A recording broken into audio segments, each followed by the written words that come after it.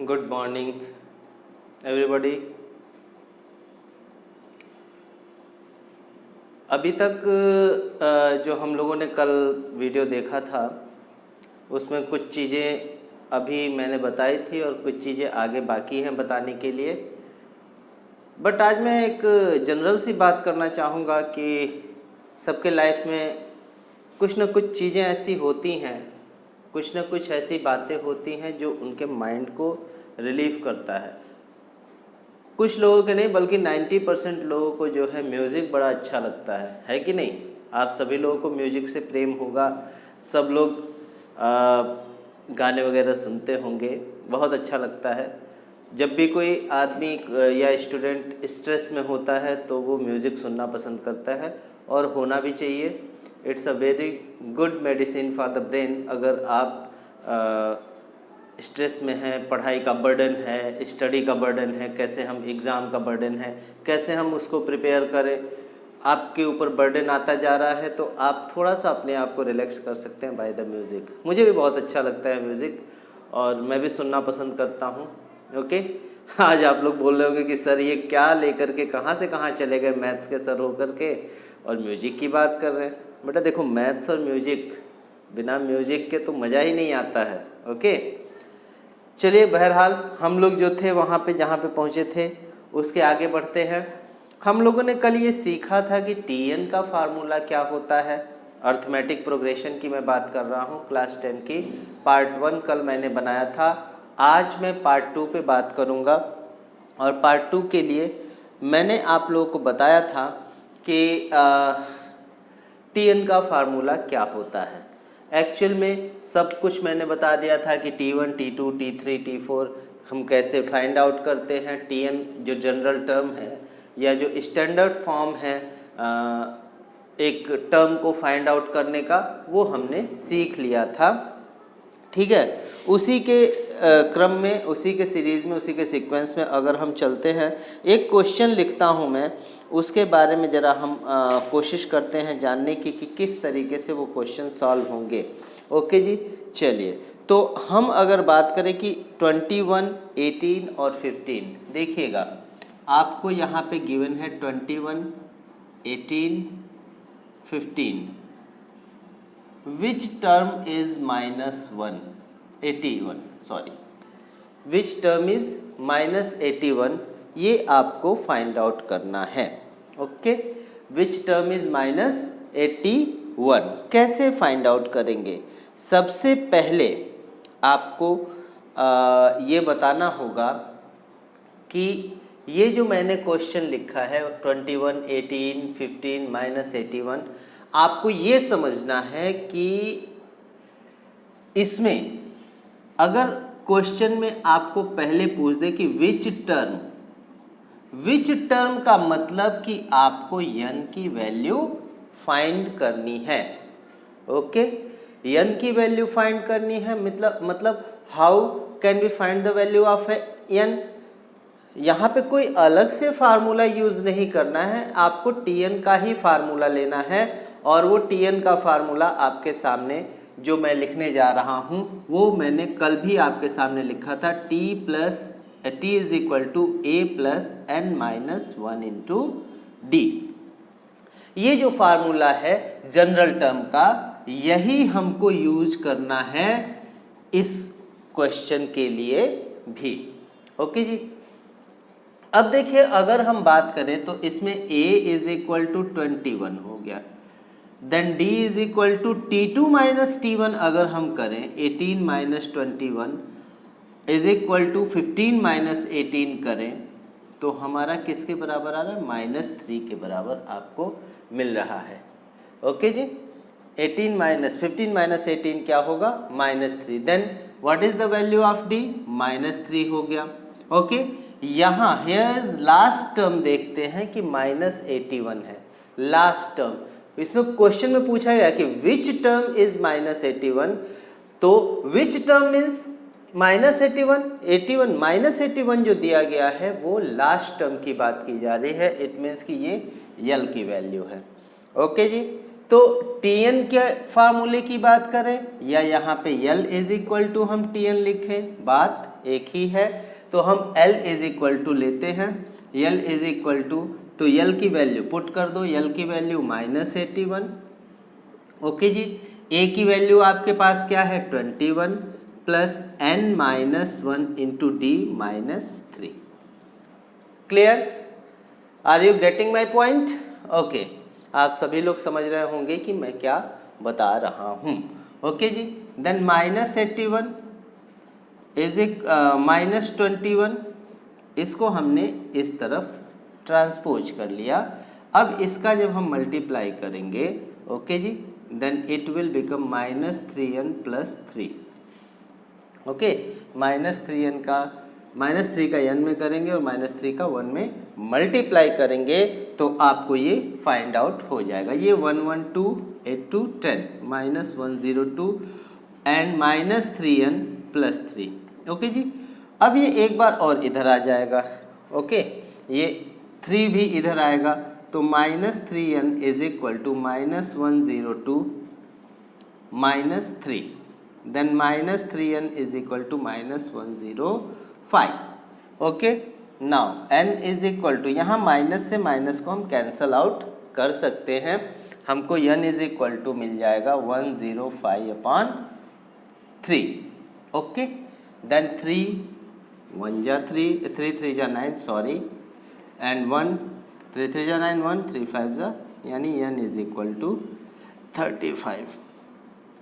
So here is answer, n is equal to 35। Means क्या हुआ कि इस सीरीज में 35th प्लेस पे जो वैल्यू है -81 वो 35th प्लेस पे आएगा, 35 नंबर के प्लेस पे -81 आएगा। n की वैल्यू हमने फाइंड आउट कर ली है। ओके, समझ में आ गया होगा मेरे ख्याल से आप सभी लोगों को। तो देखिए, आपको अगर वीडियो को देखना है, समझना है, अपने स्टडी को और इम्प्रूव करना है, तो बच्चों मेरी आपसे बार बार यही रिक्वेस्ट होती है कि वीडियो को पूरा देखेंगे तो ज़्यादा समझ में आएगा। आप बीच में छोड़ देंगे या थोड़ा सा ऑन करके बंद कर देंगे तो आपको समझ में उतना नहीं आएगा। हाँ, थोड़ा बहुत समझ में तो आएगा, ऐसा नहीं है, लेकिन अगर आप अपने स्टडी को, आप अपने आप को और स्ट्रॉन्ग करना चाहते हो इन द मैथ्स, तो आपको वीडियोस मेरे पूरे देखने चाहिए।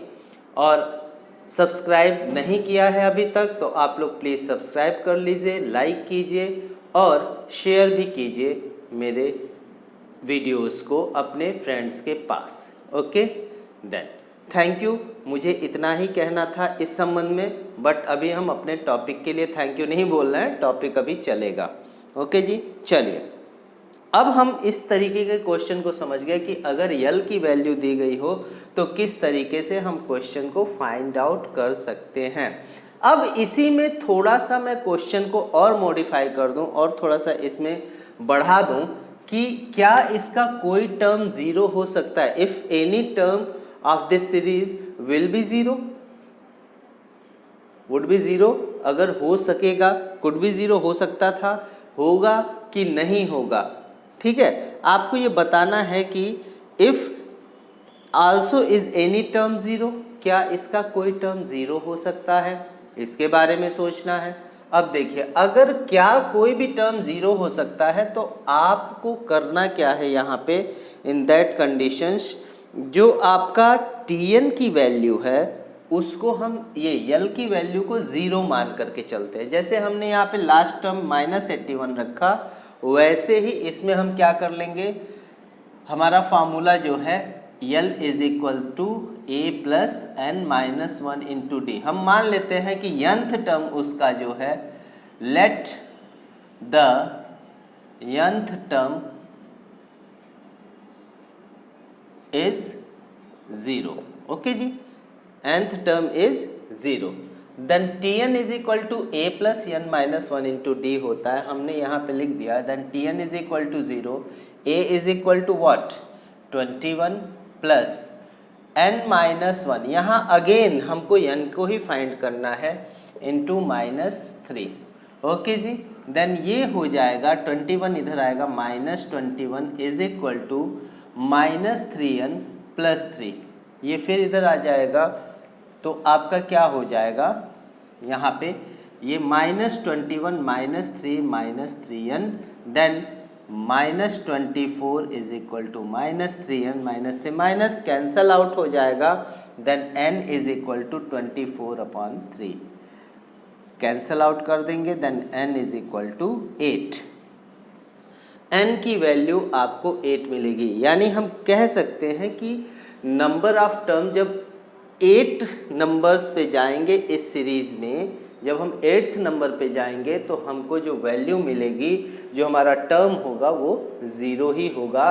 कौन से पोजीशन पे होगा, 8th पोजीशन पे जो नंबर हम फाइंड करेंगे इस सीरीज में वो 0 हो जाएगा। ओके जी, समझ में आया? चलिए, इतना हमने कर लिया और ये सारी चीज़ें हमको समझ में आ गई कि किस तरीके से हमको क्वेश्चन सॉल्व करना है। हम इस तरीके से क्वेश्चन को सॉल्व कर सकते हैं। ओके, नाउ लेट्स गो आगे। हमारा जो दूसरा टॉपिक है sum of. Okay, sum of series. अभी तो हमको ये सिंगल सीरीज दिया था 21, 18, 15 ऐसे करके, तो हमको उसका टर्म फाइंड करना था। लेकिन अभी जो है सीरीज में दिए गए टर्म का नंबर सम क्या होगा उसके बारे में समझना है। ओके जी, देखिए जो हमारा टर्म होता है, इन सबको मैं ओके इरेज कर रहा हूँ। देखिए हमारा उसके लिए हमको समझने की ज़रूरत है। हम कैसे क्या करेंगे उसको समझ लेते हैं। ओके, चल आ जाइए। हमारा जो है, हाँ जी, तो यूं ही कट जाएगा सफ़र साथ चलने से, कि मंजिल आएगी नज़र साथ चलने से। साथ चलते रहिए, साथ बनाए रखे, बहुत सही चलेंगे और आगे हमको मंजिल भी मिलेगी। कोई रोक भी नहीं पाएगा, कोई टोक भी नहीं पाएगा। ठीक है, तो देखिए एक छोटी सी बात याद आ गई, मैं बोलना चाहूँगा कि सपने, अक्सर लोग ड्रीम्स देखते हैं, मैं भी देखता हूँ, आप भी देखते होंगे, कि ड्रीम्स बिकम ट्रू, कब सत्य होंगे।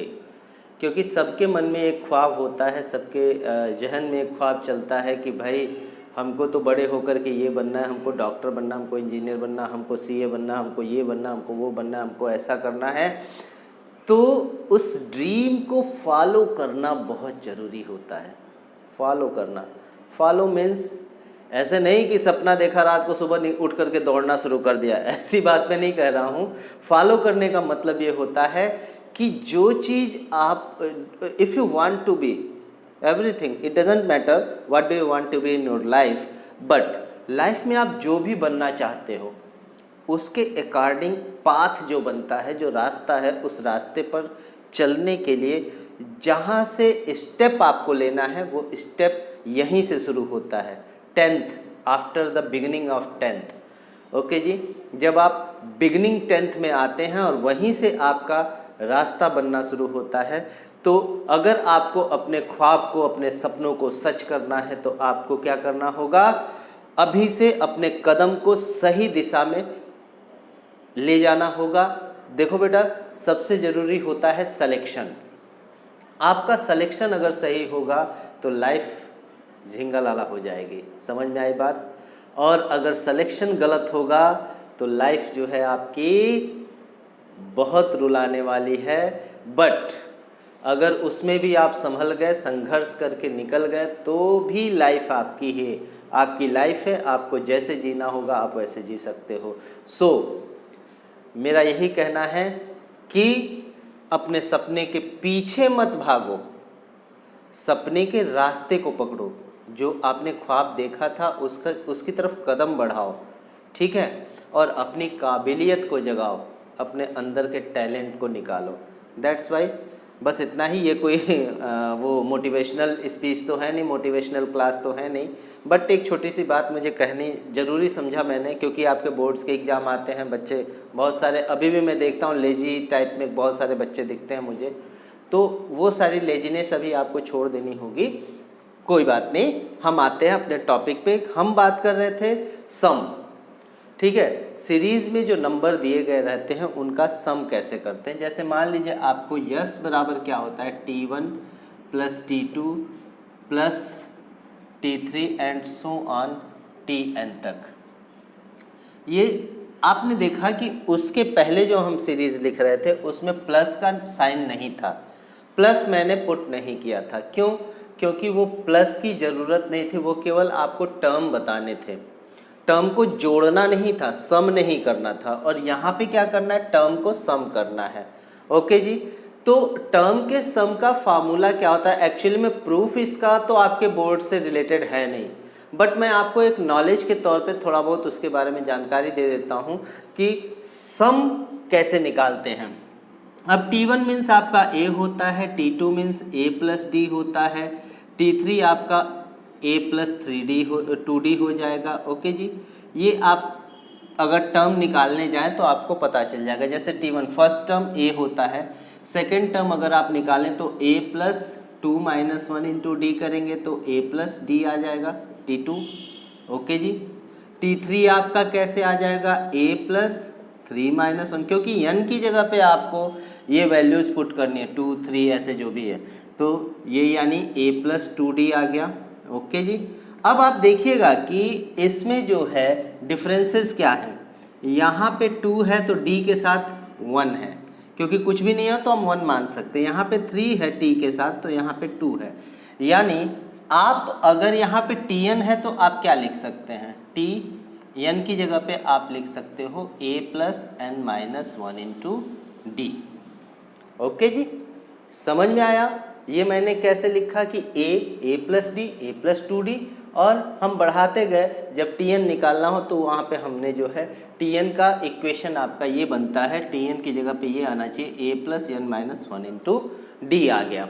ओके, अब दूसरा हमको अगर क्या करना है कि S की वैल्यू हम थोड़ा सा दूर दूर लिखते हैं, क्योंकि अभी हम इसको थोड़ा ऐड करेंगे तो थोड़ी दिक्कत होगी आपको।